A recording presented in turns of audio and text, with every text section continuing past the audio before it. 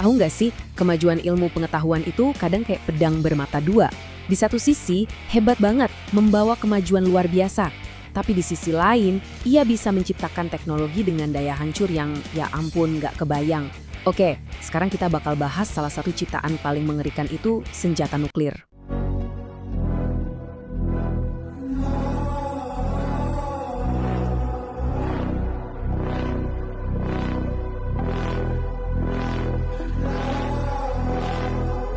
Coba deh, bayangin sejenak. Satu kota penuh dengan semua kehidupan dan bangunan di dalamnya lenyap begitu saja dalam sekejap mata. Ini bukan fiksi ilmiah loh. Ini adalah kenyataan dari kekuatan bom nuklir. Sebuah ancaman yang terus membayangi masa depan kita semua. Tapi, kok bisa sih satu ledakan doang dampaknya separah itu? Nah, untuk bisa paham, kita perlu membedah anatomi dari kehancuran nuklir itu sendiri. Jadi, apa sih yang sebenarnya terjadi waktu bom nuklir meledak? Prosesnya itu bukan cuma sekedar ledakan bom yang besar gitu aja. Enggak. Kehancurannya itu terjadi dalam 3 fase yang beda dan semuanya sama-sama mematikan. Yuk kita urai satu persatu. Jadi, ada 3 kekuatan penghancur yang dilepaskan secara bersamaan. Pertama, gelombang ledakan dahsyat yang menghancurkan fisik. Kedua, panas yang luar biasa ekstrim yang membakar segalanya. Dan ketiga, radiasi tak kasat mata yang meracuni semua makhluk hidup.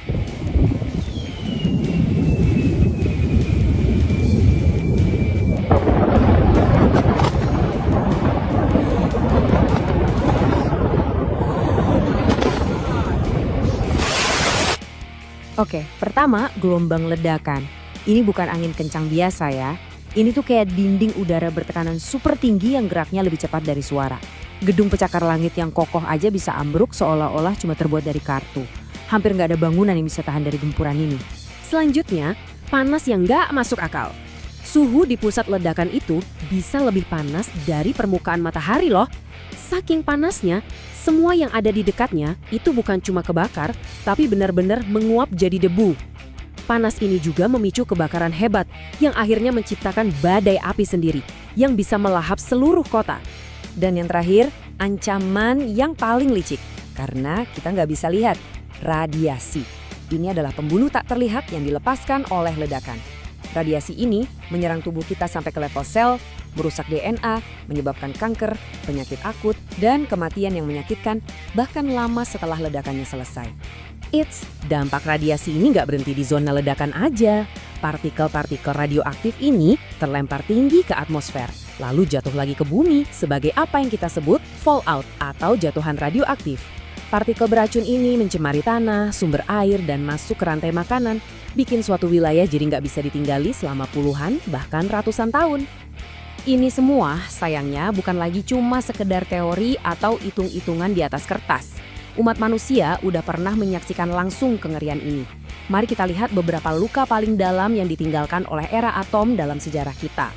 Nah, 2 peristiwa ini nunjukin 2 sisi bahaya nuklir yang berbeda. Hiroshima dan Nagasaki itu contoh nyata penggunaan nuklir sebagai senjata perang. Sementara Chernobyl itu nunjukin betapa berbahayanya teknologi ini, bahkan ketika tujuannya damai sekalipun, kalau sampai terjadi kesalahan fatal. Cuma dari 2 serangan di Hiroshima dan Nagasaki, ratusan ribu nyawa langsung melayang. Dan yang paling menyedihkan, sebagian besar dari mereka adalah warga sipil biasa, anak-anak, perempuan, orang tua. Angka ini jadi pengingat yang sangat pahit tentang harga yang harus dibayar dari senjata-senjata ini. Penderitaan itu nggak berhenti pas ledakannya selesai. Justru bagi mereka yang selamat, mimpi buruknya baru dimulai. Mereka harus hidup dengan luka bakar mengerikan, penyakit akibat radiasi, dan risiko kanker yang jauh lebih tinggi. Yang lebih parah lagi, kerusakan genetiknya bisa diwariskan, mempengaruhi anak dan cucu mereka. Harusnya pelajaran dari masa lalu itu bikin kita jadi lebih bijak kan? Tapi dengan ketegangan geopolitik dunia yang makin panas belakangan ini, bayangan konflik nuklir rasanya kok jadi makin nyata dan makin dekat lagi. Dan ini nih poin yang paling bikin merinding. Senjata nuklir modern zaman sekarang itu bikin bom yang dijatuhkan di Hiroshima kelihatan kayak petasan. Serius, kekuatan penghancurnya itu udah berkali-kali lipat lebih besar. Perang nuklir hari ini akan terjadi dalam skala yang belum pernah kita bayangkan sebelumnya. Kalau sampai terjadi perang nuklir skala besar, konsekuensinya bisa melampaui ledakannya itu sendiri. Para ilmuwan memperingatkan tentang sebuah skenario mengerikan yang disebut musim dingin nuklir. Asap dan debu dari kebakaran besar-besaran akan menyelimuti atmosfer, menghalangi matahari, dan menjerumuskan planet kita ke dalam kegelapan dan kedinginan. Ini bakal memicu gagal panen massal dan kelaparan global. Jadi, ini membawa kita ke sebuah persimpangan jalan yang sangat penting. Ancamannya nyata banget, tapi begitu juga dengan kemampuan kita untuk memilih jalan yang berbeda. Masa depan benar-benar ada di tangan kita.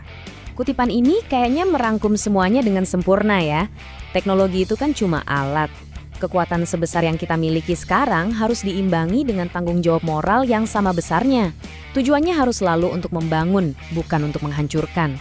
Pada akhirnya, pertanyaan ini kembali lagi ke kita semua. Apakah kita akan terus hidup di bawah bayang-bayang kehancuran atom? Atau akankah kita memilih jalan kerjasama dan perdamaian untuk melindungi satu-satunya rumah yang kita punya ini? Pilihan ada di tangan kita.